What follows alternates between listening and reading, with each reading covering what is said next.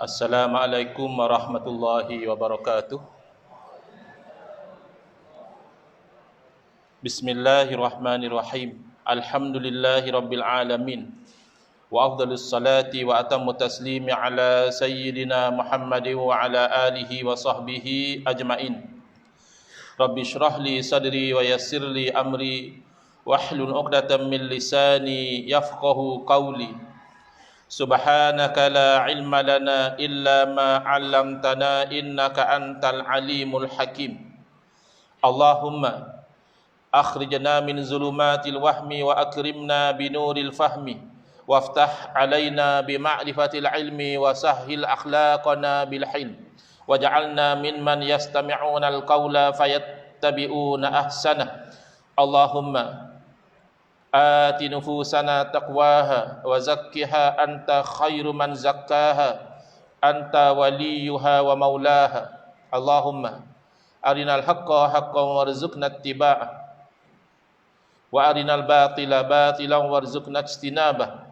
Allahumma anfa'na bima 'allamtana wa 'allimna ma yanfa'una wa zidna ilman wa huda. Amma ba'd. Alhamdulillah, muslimin muslimat, hadirin hadirat yang saya hormati, moga-moga kita semua dirahmati dan diberkati oleh Allah Subhanahu wa taala, dan moga-moga kita semua dikurniakan oleh Allah Subhanahu wa taala kefahaman yang baik di dalam urusan agama sesuai dengan sabda junjungan Nabi kita Nabi Muhammad sallallahu alaihi wasallam, man yuridillahu bihi khairan yufaqihuhu fid din. Barang siapa yang Allah nakkan dengan dia kebaikan, nescaya Allah beri dia faham dalam urusan agama. Dan moga-moga Allah SWT mengurniakan kepada kita semua akhlak yang mulia sesuai dengan sabda Nabi SAW, innama bu'istu liutammima makarimal akhlak. Hanya saja saya dibangkitkan demi untuk menyempurnakan kemuliaan akhlak. Alhamdulillah, pagi ini insyaAllah kita akan menyambung pengajian kuliah duha bulanan hari Isnin yang pertama di Pondok Pengajian Yayasan Muhammadiyah Kuala Selangor menggunakan kitab Kekeliruan Umat. Inilah jawapannya, susunan Al-Fadhil Ustaz Muhaddir bin Haji Jul, hafizahullah ta'ala wa nafa'na bihi wa bi'ulumihi fid daraini amin. Kita sampai ke muka surat 37.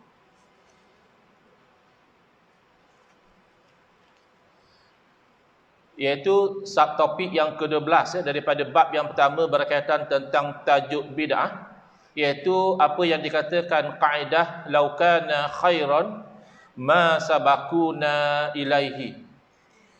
Saya berharap ketika mana kitab ini dicetak dengan pembaharuan, dengan penambahbaikan, saya berharap ada perubahan di sini, tapi nampaknya mungkin masih terlepas pandang.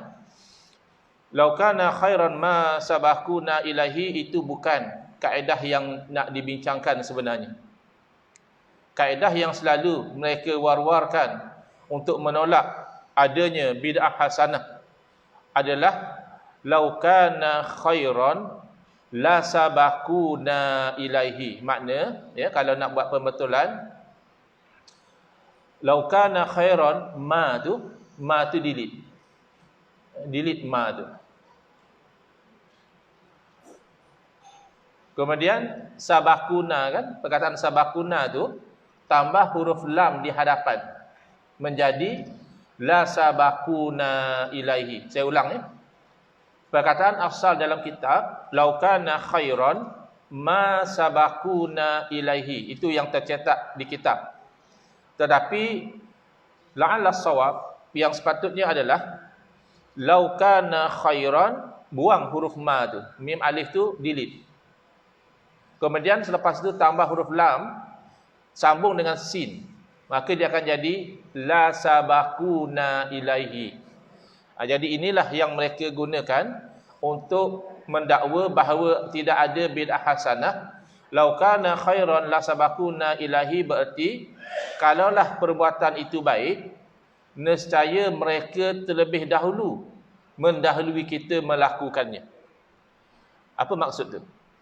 Maksud bila kita buat satu perbuatan yang tidak dilakukan di zaman salafus soleh, tidak dilakukan di zaman Nabi sallallahu alaihi wasallam, tidak dilakukan di zaman para sahabat, bahkan tabi'in dan tabi'in radhiyallahu anhum ajma'in, maka kata mereka itulah bukti bahawa perbuatan itu tak baik. Contoh, sambutan Maulidur Rasul. Ya. Sambutan Maulidur Rasul sallallahu alaihi wasallam tidak berlaku di zaman Nabi. Tidak berlaku di zaman Khulafa'ur Rasyidin, zaman sahabat. Tidak juga berlaku di zaman tabi'in. Dan tidak juga berlaku di zaman tabi'in. Dalam dunia ahli sunnah wal jamaah, catatan yang menunjukkan awal-awal tokoh yang mengadakan sambutan Maulidur Rasul, dijemput orang ramai, disembelih kambing, unta dan sebagainya, dibuat jamuan, itu adalah Sultan Muzaffar, Raja Negeri Irbil, rahimahullah ta'ala. Jadi beliau bukan generasi awal, beliau generasi kemudian. Maka poinnya apa? Poinnya maknanya sambutan maulid itu tak baguslah. Kalaulah sambutan maulid itu bagus, tentulah sahabat awal-awal lagi dah buat. Tentulah tabi'in awal-awal lagi dah buat. Ataupun tabi'in dah buat. Ni mereka tak buat. Bila mereka tak buat, itulah bukti bahawa sambut maulid itu tak baik. Ini dakwaan mereka. Jadi mereka gunakan kaedah ini. Lau kana khairan lasabakuna ilaihi. Kaedah ini tidak terpakai dalam menetapkan hukum. Kerana hukum syarak, baik atau tidak baik sesuatu perbuatan, tidak bergantung sama ada ianya dilakukan atau tidak oleh para sahabat, tabi'in dan juga tabi'in radhiyallahu anhum ajma'in. Bahkan nanti kita akan jumpa dalam bab yang kedua. Saya punya live ni saya ingat. Tak apalah. Saya menyanyi ini. Jadi dalam bab yang kedua nanti, kalau bab yang pertama namanya bid'ah, ni tajuk tentang bid'ah. Bab yang kedua ni ada perkaitan yang sangat rapat, tajuknya at-tarku. At-tarku daripada perkataan bahasa Arab, taroka yatruku. Apa makna taroka yatruku? Meninggalkan. Sebab itu harta pesaka disebut tarikah. Sesuatu yang ditinggalkan oleh semati. Dulu dia punya harta, tapi dia mati takkan nak bawa masuk dalam kubur, dia tinggallah. Itu dia tarikah. Tak tahulah di Selangor panggil apa. Kalau di Terengganu dia panggil taikoh.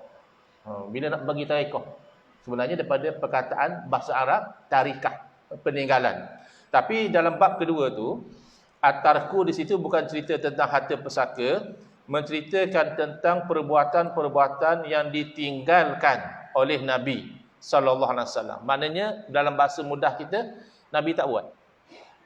Nanti kita akan dapati dengan dalil Quran, hadis dan juga ilmu usul fiqh, semata-mata Nabi SAW tak buat satu perkara, tidak bererti perkara itu haram. Itu kaedah ilmiahnya. Kaedah sembang kedai kopi, senang je. Kata dia, ikut sunnah, Nabi tak buat, jangan buat. Itu sembang kedai kopi bang. Sembang ilmiah tak ada kaedah macam itu. Sunnah tarkiyah tu tidak ada. Maknanya kalau Nabi tinggal, kita mesti kena tinggal. Tak ada. Kalau Nabi buat, boleh jadi wajib kita buat, boleh jadi sunat kita buat, boleh jadi harus kita buat, bahkan dalam keadaan yang sangat terpencil, boleh jadi haram kita buat. Nabi buat, kita buat haram. Contoh, berkahwin lebih pada 4 wanita dalam satu masa. Nabi buat tak? Bolehlah kita buat ikut sunnah. Tak boleh. Itu khususiyah. Itu untuk Nabi SAW seorang saja. Tapi itu jaranglah. Yang khususiyah ni sedikit. Kebanyakannya apa yang Nabi SAW buat, sama ada wajib atau sunat atau harus kita buat. Tapi apa yang Nabi SAW tinggal, belum tentu wajib kita tinggal. Boleh jadi harus kita buat. Itu bab yang kedua. Tapi poin saya apa? Kalau yang Nabi SAW tak buat pun, belum tentu haram kita buat. Apatah lagi kalau setakat sahabat tak buat. Apatah lagi kalau setakat tabi'in yang tak buat. Apatah lagi kalau setakat tabi'in yang tak buat. Maka itu tidak memastikan, mengatakan perbuatan itu adalah haram. Bukan. Jadi kaedah ini batil ya. Jadi nanti saya akan hurai sedikit tentang maulid. Kenapa kita menerima sambutan Maulidur Rasul walaupun ianya adalah bid'ah. Ya, kita kena ingat ya. Yang bab bid'ah ni, ada kalanya memang betul bid'ah. Maknanya benda itu baru. Seperti sambutan maulid. Tapi setengah yang dilabelkan bid'ah sebenarnya bukan bid'ah pun. Yang melabelkan bid'ah tu yang tak faham. Bahkan yang dikata bid'ah tu sebenarnya sunnah. Ada yang macam itu. Ada pula yang dikatakan bid'ah tu sebenarnya telah terpayung dengan dalil umum. Saya bagi contoh satu persatu ya. Yang dikatakan bid'ah lalu dikatakan haram tak boleh buat, tapi di sisi kita bid'ah tapi tidak haram, seperti sambutan Maulidur Rasul. Sama sepakat benda ni baru. Ada perkara yang dilabelkan bid'ah tapi sebenarnya tidak bid'ah, bahkan sunnah. Apa dia? Berzikir nyaring selepas daripada solat. Ya. Iaitu pun ada bab khusus nanti. Dalam kitab ni ada bab tentang berzikir nyaring. Ada orang kata mana boleh bid'ah zikir nyaring ni. Ganggu orang lain nak solat. Ya, orang solat masbuk apa terganggu. Baik. Pertama dia kena faham bid'ah ni benda baru. Takrifnya ikut takrif yang umum adalah fi'lu ma lam yu'had fi asli Rasulullah SAW. Perbuatan yang tak dilakukan zaman Nabi SAW itu bid'ah. Jadi ada ulama mengatakan bid'ah ni berdasarkan zaman Nabi tak ada bid'ah. Kalau ada dalil hasanah, kalau tak ada dalil sayyi'ah. Ada seorang ulama mengatakan kalau benda tu ada dalil walaupun baru jangan namakan bid'ah. Bid'ah tu hanya benda baru yang tak ada dalil saja. Tapi tak kisahlah. Kedua-dua ulama ni bersetuju bahawa tidak semua perkara baru tu haram. Bila dia mengatakan berzikir nyaring selepas solat adalah bid'ah, itu batil dari awal kerana berzikir nyaring selepas solat berlaku di zaman Nabi SAW. Dalam hadis yang sahih lagi soreh, dua perkataan dia dekat-dekat. Makna dia berbeza. Sahih dan soreh. Beza dia ha dengan ra saja. Sahih sad ha ya ha. Sahih.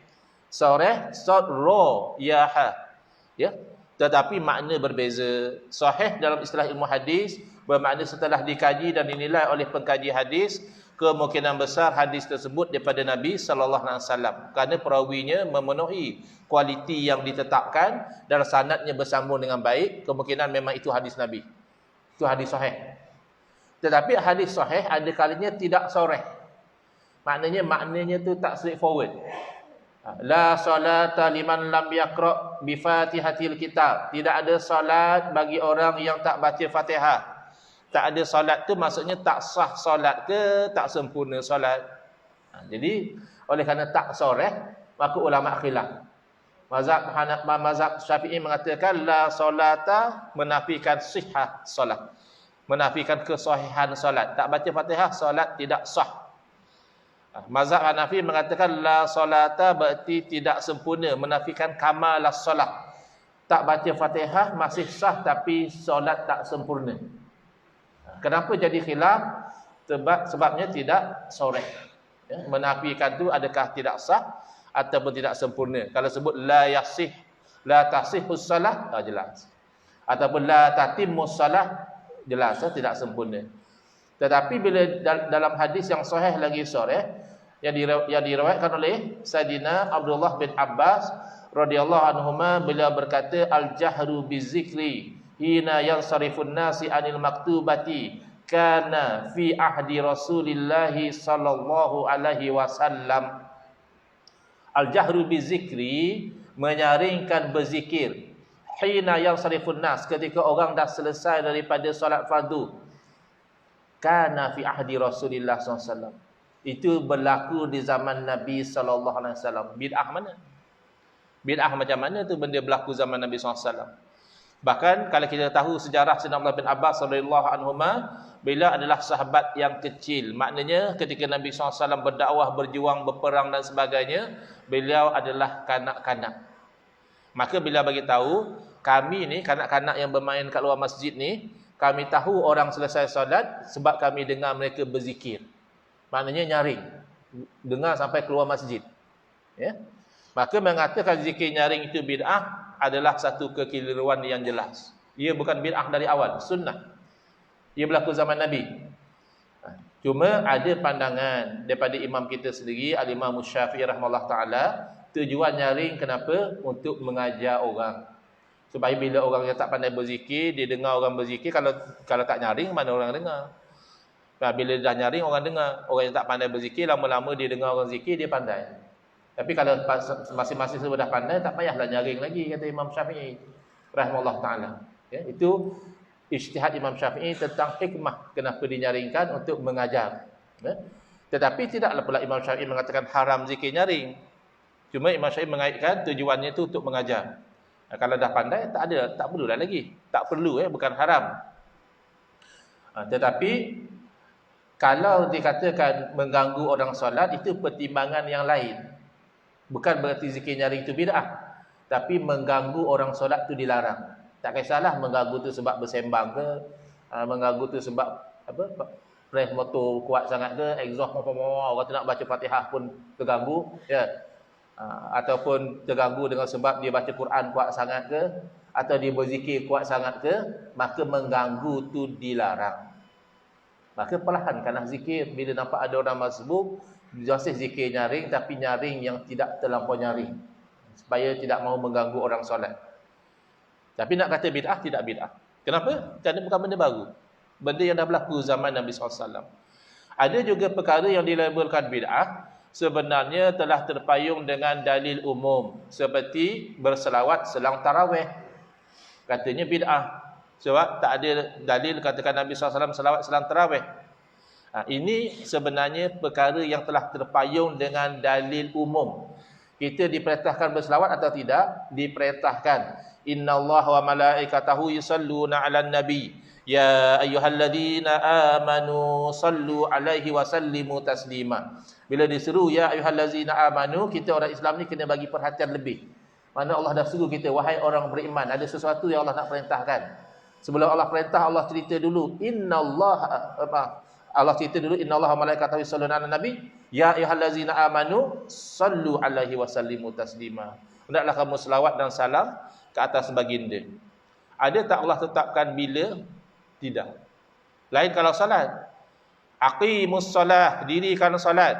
Allah tetapkan waktu dia. Innas solata kanat 'alal mu'minina kitaban mauquta. Sesungguhnya salat merupakan satu kewajipan atas orang mukmin yang berwaktu. Ada waktu dia. Ni lepas dah Tuhan ni tenang, pukul 10, 10.30 tak ada kerja. Tapi ingat lepas buku 12 tu nak keluar banyak urusan, kita sembahyang zuhur dah siap-siap dulu.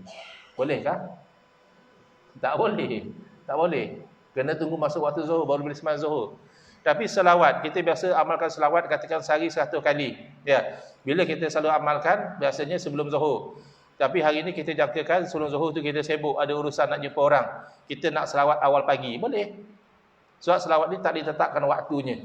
Maka selawat sebelum tarawih boleh, selang-selang tarawih boleh, lepas tarawih juga boleh. Maka melarang orang selawat selang tarawih ini, dia tak faham konsep dalil umum. Tapi kalau dia dakwa, saya tak kisahlah nak solat selang tarawih, tapi mengkhususkan selawat tu yang tak betul. Siapa cakap mengkhususkan? Yang amalkan tu membiasakan diri. Ada beza antara membiasakan diri dengan mengkhususkan. Mengkhususkan ni, kalau orang tu mendakwa selang tarawih kita tak boleh buat benda lain, kita hanya boleh selawat. Yang tu kita kena minta dalil daripada dia. Mana dalil? Sebab dia telah mengkhususkan amalan selang tarawih tu hanya selawat saja. Dia kena bawa dalil. Atau dia mendakwa misalnya selawat luar dari semayang tak boleh buat pada waktu lain kecuali selang tarawih saja. Mana dalil?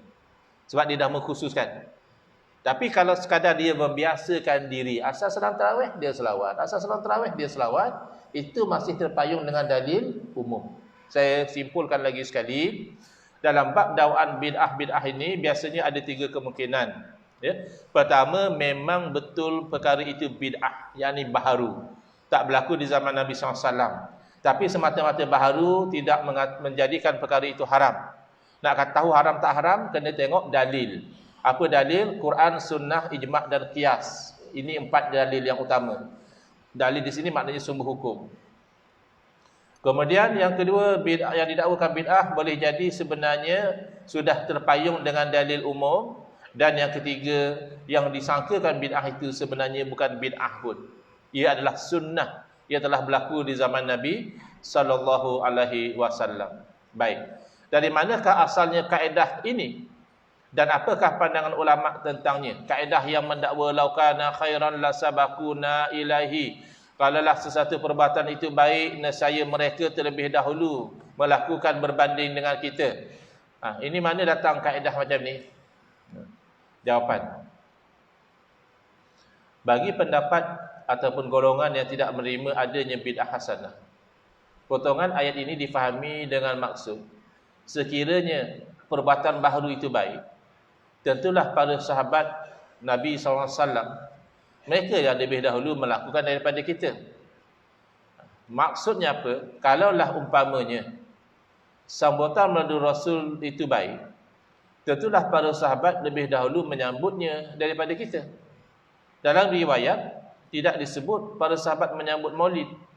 Jadi kesimpulan yang dibuat oleh mereka adalah sambutan melalui Rasul itu tak baik, iaitu bid'ah yang dolalah. Kenapa? Sebab sahabat tak buat.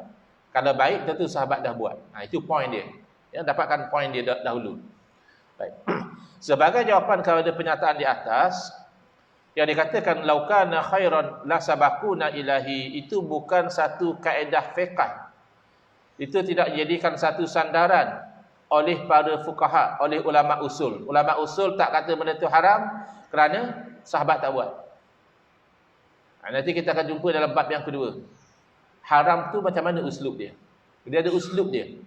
Dia ada kalimah, kalau Quran hadis guna kalimah tu, dia fahami haram. Bukan semata-mata sahabat tak buat jadi haram, tidak. Ini bukan kaedah yang dipegang oleh ulama.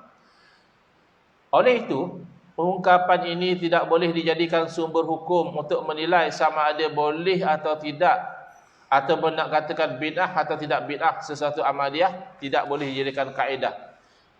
Di muka surat 38, bahkan lebih parah, ungkapan ini ada persamaan, bukan exactly sama tak, ada persamaan idea di belakang itu dengan pemikiran orang kafir.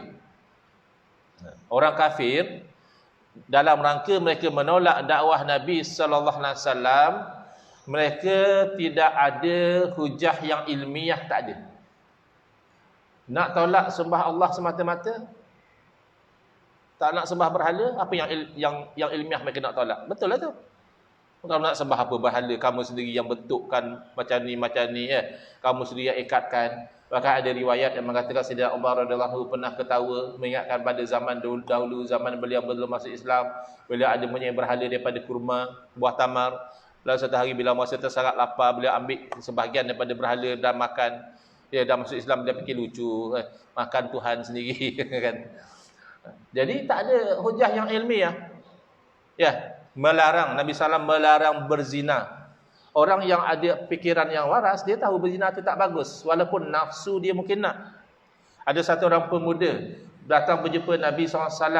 Lalu pemuda ini berkata, "Ya Rasulullah, izilli bizina." Wahai Rasulullah, bagi izin saya itu nak berzina. Sahabat yang ada keliling itu masing-masing dah panah hati, lain macam budak ni. Ya, kurang ajar betul.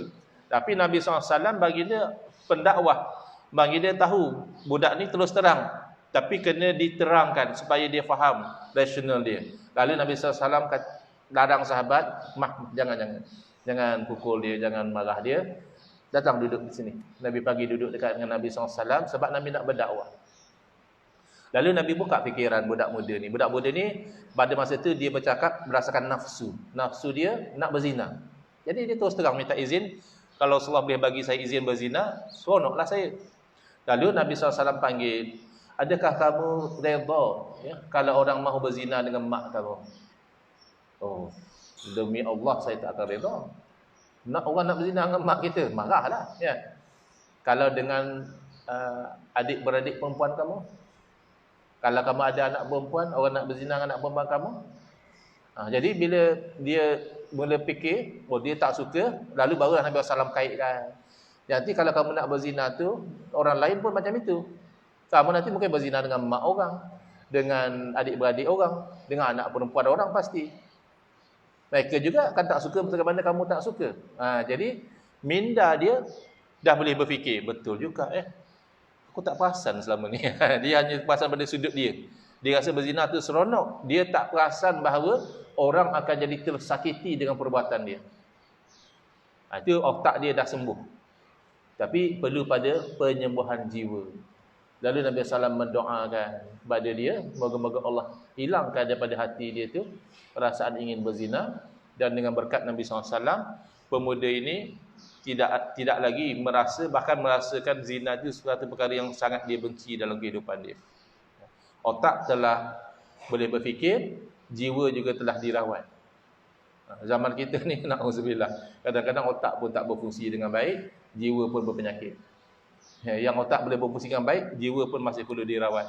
Ini masalah yang sedang kita hadapilah. Baik. Jadi orang-orang kafir dia tak ada hujah. Akhirnya dia main sentimen, persepsi. Hujah tak ada. Hanya manipulate persepsi awam.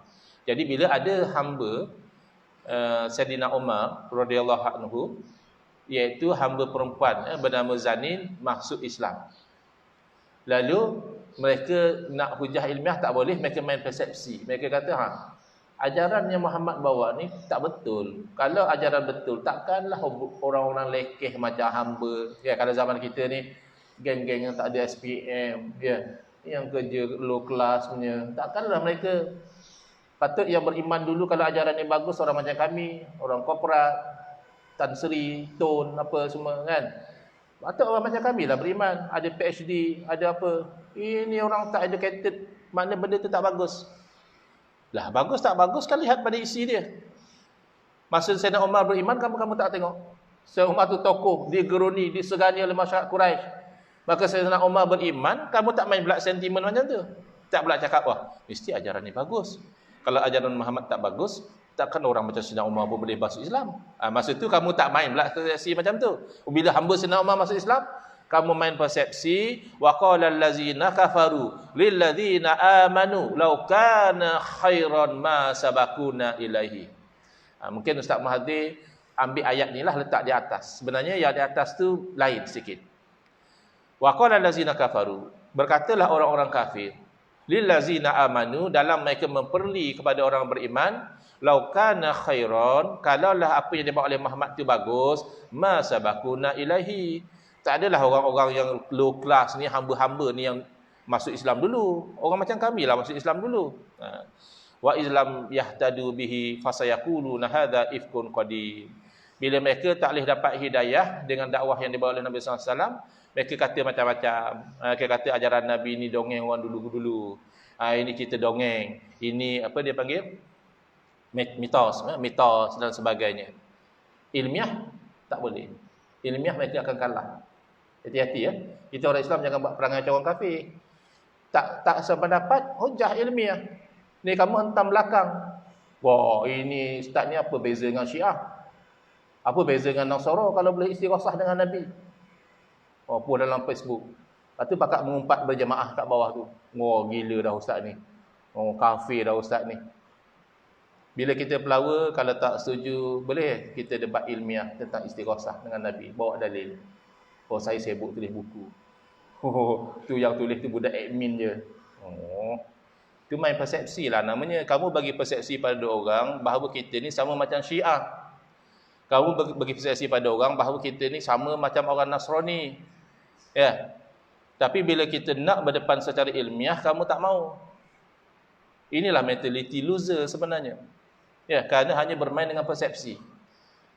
Jadi hati-hati. Ini sebenarnya perangai orang kafir. Ya, kita orang Islam jangan tiru macam itu. Kita biar factual, berdasarkan data, berdasarkan fakta. Jadi ayat ini tidak tepat digunakan sebagai dalil dalam menghukum sesuatu amalan. Ya. Jadi saya kembali kepada isu maulid tadi. Kerana isu maulid ni isu yang sepakat bahawa ianya adalah bid'ah. Bukan kata macam zikir nyaring tadi, memang bukan bid'ah. Bid'ah kenapa? Kerana sambutan Maulid Rasul tidak dilakukan di zaman Nabi SAW. Jadi dia fit dengan takrif bid'ah tu. Tapi kenapa kita tak larang? Kerana di sisi kita, bid'ah bukan hukum. Ya. Bid'ah hanya satu istilah merujuk bahawa benda itu baru. Hukum apa dia? Hukum taklifi ada 5. Kalau disuruh kita buat tanpa ada pilihan. Kalau tak buat berdosa namanya wajib. Kalau kita disuruh kita buat tapi masih ada pilihan. Kalau buat dapat pahala, tak buat tak berdosa, namanya mustahab ataupun sunat kita sebut. Kalau disuruh kita tinggal, jangan buat, tak ada pilihan. Kalau buat juga berdosa, itu namanya haram. Kalau disuruh kita tinggal, jangan buat, tapi masih ada kelonggaran. Kalau buat pun tak berdosa, cuma kalau tinggal dapat pahala, itu namanya makruh. Kalau diberi pilihan, terpulanglah nak buat boleh, tak nak buat pun tak ada masalah, itu namanya mubah, harus. Ini hukum syarak. Maka bid'ah bukan hukum. Bila kita terima Maulidur Rasul itu bid'ah, kita nak tahu hukum. Baik, soalan. Macam mana nak tahu hukum? Jawabnya, merujuk kepada masadirul ahkam. Merujuk kepada sumber-sumber hukum. Macam mana nak tahu sumber hukum? Kena belajar satu ilmu namanya usul fiqh. Ini adik-adik nanti, anak-anak pelajar nanti, bila dah naik level yang tinggi, kena belajar ilmu usul fiqh ni, penting. Masa level ni kita belajar fiqh dulu. Macam kita lah, masa kita tak berapa biasa, kita makan je lah benda yang dah siap. Buah yang dah bawa kita makan. Tapi kita dah naik level, kita pula jadi petani. Kita tahu teknik nak tanam buah, bagi buah tu hasil elok macam mana. Jadi hukum yang kita belajar sekarang ni, wajib sunat ni macam buah dia dah. Macam mana ulama hasilkan buah tu? Melalui ilmu usul fiqh. Dalam ilmu usul fiqh, dua benda utama diajar. Pertama, apa dia sumber hukum. Kedua, cara mengeluarkan hukum daripada sumber. Ini dua benda utama ya. Baik, sumber hukum yang utama ada 4. Quran dan sunnah. Ini kalau dalam DYA dulu, kami kelaskan sebagai primary sources, sumber utama. Kemudian ada ijma' dan qiyas, termasuk dalam secondary sources, sumber yang kedua.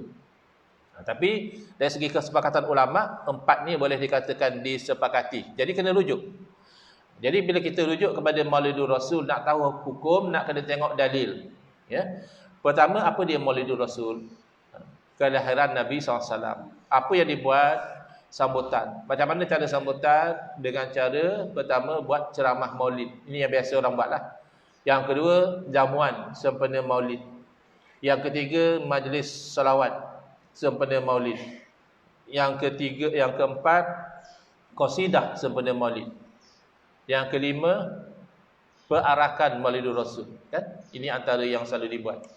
Dan yang tak jarang juga berlaku ke belakangan ini, membaca kitab-kitab hadis dan juga sirah, syama'il sempena Maulidur Rasul sallallahu alaihi wasallam. Apa hukum? Yang pertama, konsep menyambut Maulid itu sendiri, kita tengok dalil, rupanya disuruh, konsepnya itu disuruh. Allah berfirman, qul bifadlillahi wa birahmatihi fabidzalika falyafrahu. Tuan-tuan kalau rajin cek dalam aplikasi Al-Quran, search falyafrahu, tengok ayat berapa, surah berapa. Ya. Fa lam ya fa ra ha waw alif. Falyafrahu. Kalau dapat nanti maklumkan, ayat berapa, surah berapa. Qul bifadlillahi, katakanlah dengan kurniaan Allah, wa rahmatihi, dan dengan rahmat Allah, fabidzalika falyafrahu, dengan yang demikian itu hendaklah mereka bergembira. Ya, kalau kita belajar nahwu bahasa Arab, kaedah bahasa Arab, falyafrahu itu asalnya daripada perkataan fariha yafrahu, gembira. Bila tambah huruf lam, falyafrahu, lam tu lamul amri, lam perintah, suruh. Maka hendaklah mereka bergembira. Allah perintahkan umat Islam bergembira dengan dua perkara, fadlillah wa rahmatihi. Kurniaan Allah dan rahmat Allah. Apa dia kurniaan dan rahmat Allah? Kalau kita rujuk kitab-kitab tafsir, kurniaan dan rahmat Allah adalah Al-Quran dan juga iman. Ya, kita disuruh bergembira sebab kita dapat Al-Quran. Kita disuruh bergembira kerana kita dikurniakan iman. Baik, soalan. Al-Quran dan iman ini kita dapat melalui siapa? Tidakkah melalui Nabi sallallahu alaihi wasallam? Memanglah hakikatnya daripada Allah. Tapi yang menjadi sebab kita dapat Al-Quran, yang menjadi sebab kita dapat iman adalah Nabi sallallahu alaihi wasallam. Maka kita disuruh bergembira dengan Nabi sallallahu alaihi wasallam. Bahkan Sayyidina Abdullah bin Abbas radhiyallahu anhuma menafsirkan rahmatihi, qul bi fadlillahi wa rahmatihi. Rahmatihi itu kata Sayyidina Ibn Abbas adalah Nabi sallallahu alaihi wasallam. Kerana menafsirkan ayat Quran dengan ayat yang lain. Itu satu uslub tafsir ya. Ayat Quran ini ditafsirkan dengan ayat yang lain. Apa ayat dia? Wa ma arsalnaka illa rahmatan lil alamin.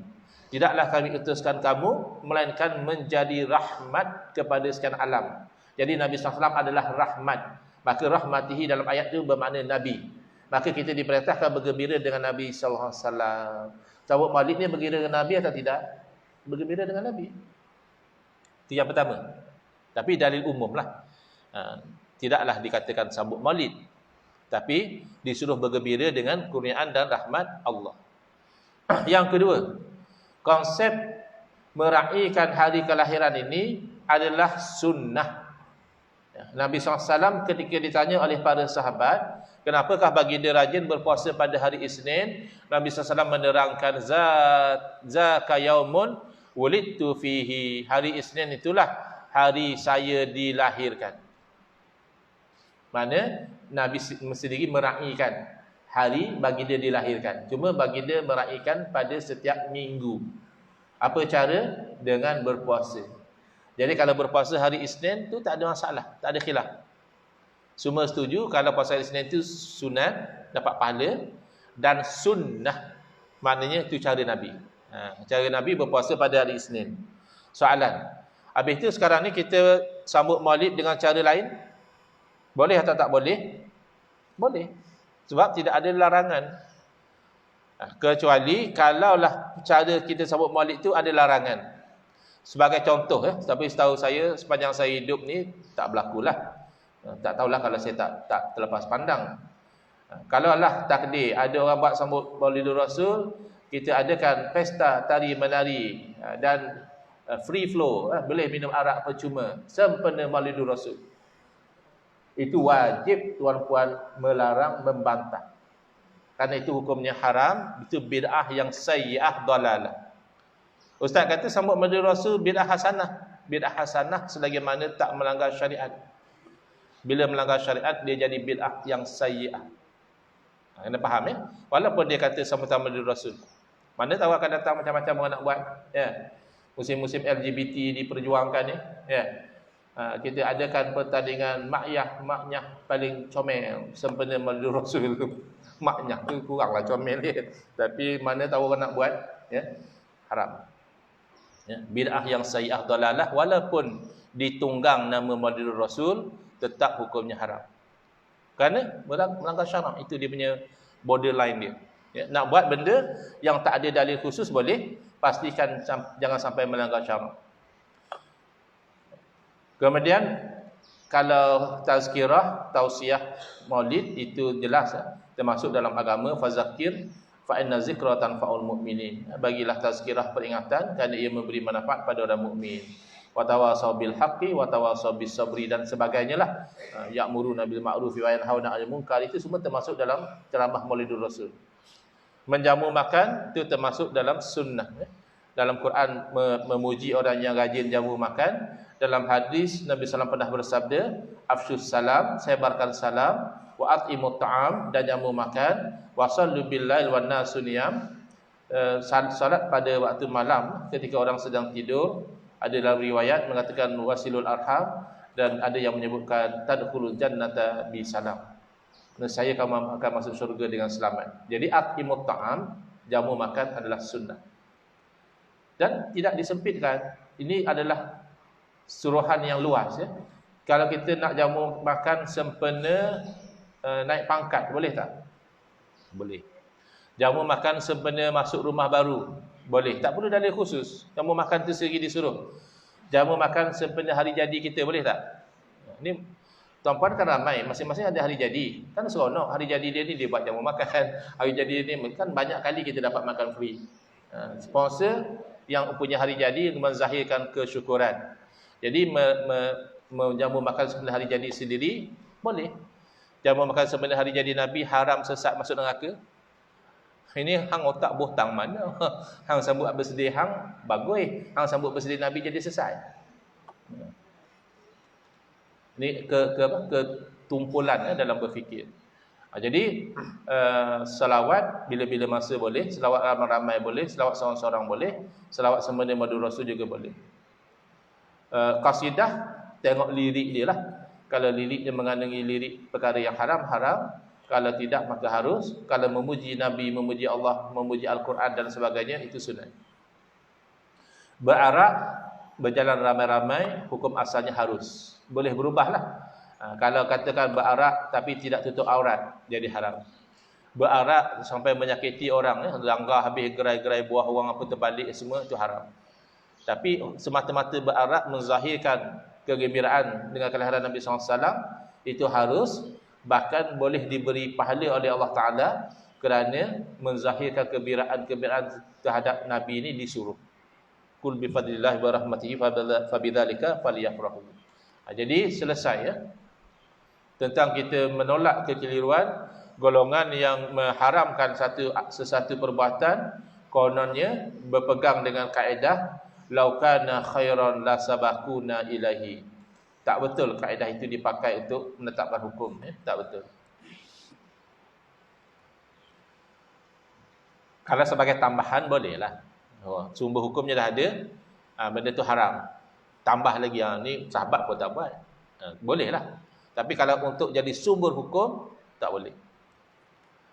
Sebagai tambahan, di muka surat 39, Islam bersifat syumul, komprehensif. Dan bukan untuk kurun yang pertama sahaja. Jadi dia, kalau kita pakai kaedah, kalaulah satu perkara itu baik, tentulah sahabat dah buat, jenuhlah kita. Sahabat pun tak azan pakai mikrofon. Kalau di Mekah, di Madinah, bukan main hebat dia punya mikrofon ni. Sound system bukan main bagus lagi. Ya. Kita tak pergi komplain, bagi tahu kat dia. Jangan pakai mikrofon. Lokana khairan la sabaquna ilahi. Kalaulah pakai mikrofon ni bagus. Dah lama dah para sahabat buat. Dah. Zaman sahabat mana ada mikrofon. Tapi konsep mikrofon tu ada. Sebab zaman itu bila nak azan pergi tempat tinggi. Supaya suara tu lebih jauh. Jadi mikrofon menyampaikan tujuan. Boleh. Tak ada masalah. Tapi itu alat je Ustaz. Kalau ibadah tak boleh. Habis tu hari kamu PKP, sembahyang jarak-jarak, tu sunnah apa? Ada Nabi suruh sembahyang jarak-jarak? Nabi suruh sembahyang rapat-rapat. Solat tu ibadah.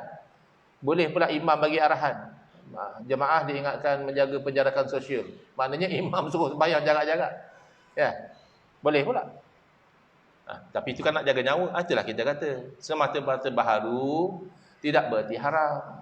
Kena ceklah dengan dalil dia. Adakah kamu sembahyang jarak-jarak tu saja-saja, suka-suka, ataupun kerana ada satu tujuan? Tujuan tu apa? Oh, nak jaga nyawa. Kalau ke kajian pada masa tu, kalau dekat-dekat macam ni, okey. Ya. Baik. Islam telah menetapkan kaedah. Kaedah ni pluralnya, jamaknya adalah qawaid. Kalau satu, qaidah. Kalau dua, qaidatani. Kalau banyak, qawaid. Fiqhiyah. Yang bersangkut paut dengan ilmu fiqh. Atau prinsip untuk menjadi panduan apabila berlaku sesuatu perkara baharu yang tidak ada di zaman Nabi SAW. Ada konsep dia. Bukan baharu haram, tidak. Itu yang cerita ulama Mesir dengan ulama Arab Saudi. Berdialog, sembang-sembang lah. Jadi ulama Arab Saudi ni, masa tu zaman tu dia memang agak belum terbuka sangat. Dia strict. Dia kata tak boleh pakai mikrofon masa sembahyang. Sebab sembahyang tu ibadah. Nabi tak pernah buat macam tu. Yalah, memang tak ada mikrofon pada zaman Nabi. Jadi ulama daripada Mesir sembang dengan dia. Dia kata, tadi aku nampak kau baca Quran, kau pakai cermin mata, kenapa? Dia kata, aku tak nampak, kabur. Jadi kalau aku pakai cermin mata tu nak bagi jelas pandangan. Jadi kata ulama Mesir, samalah. Mikrofon nak bagi jelas pendengaran. Apa beza kau pakai cermin mata pun Nabi tak buat. Tapi kau nak bagi jelas pandangan, sama je.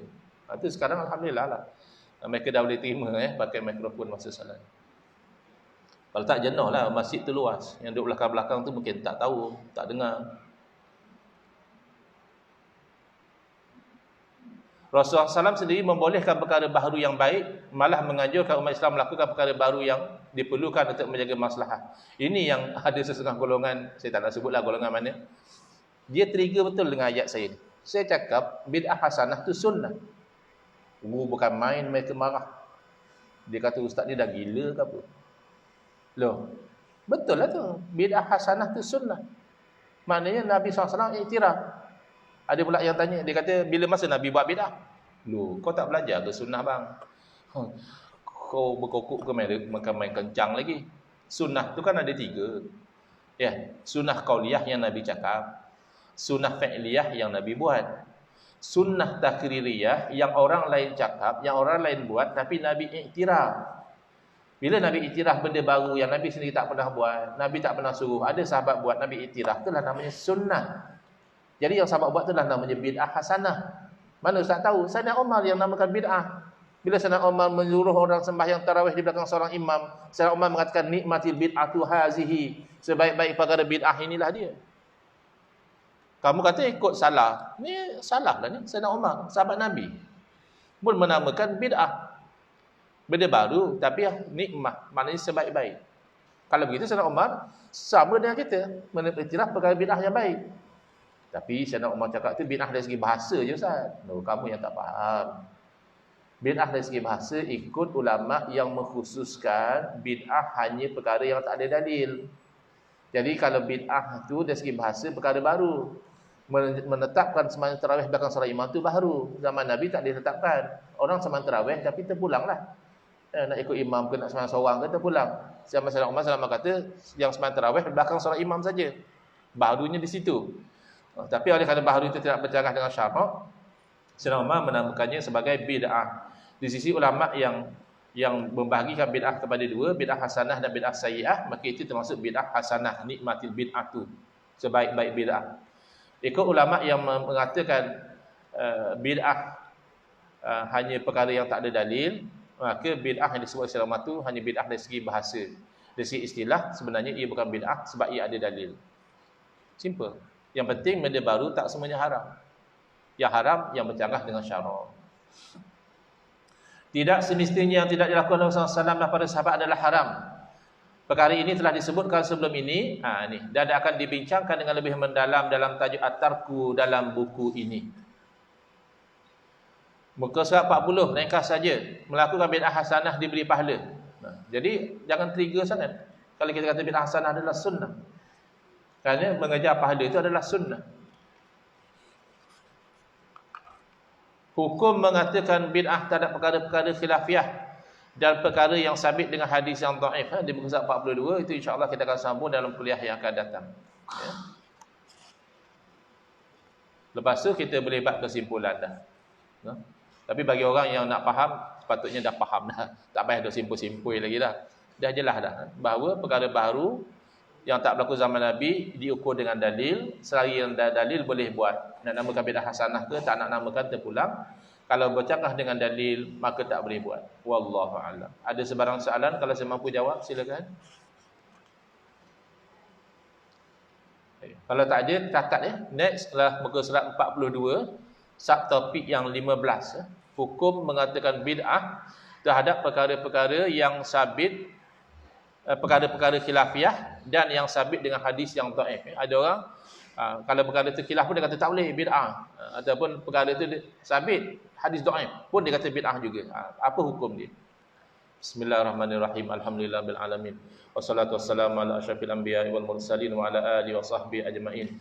Allahumma shrah sudurana wa ahsin akhlaqana wa azim ujurana wa nawwir qulubana bi nuri hidayatika kama natarada bi nuri syamsika abadan abada. Allahumma anqulna min dhulil ma'siyati ila izzi ta'ati ya arhamar rahimin. Wa sallallahu ala sayidina Muhammadin wa ala alihi wa sahbihi wasallam. Walhamdulillahirabbil alamin. Amin ya rabbal alamin wal afu minkum.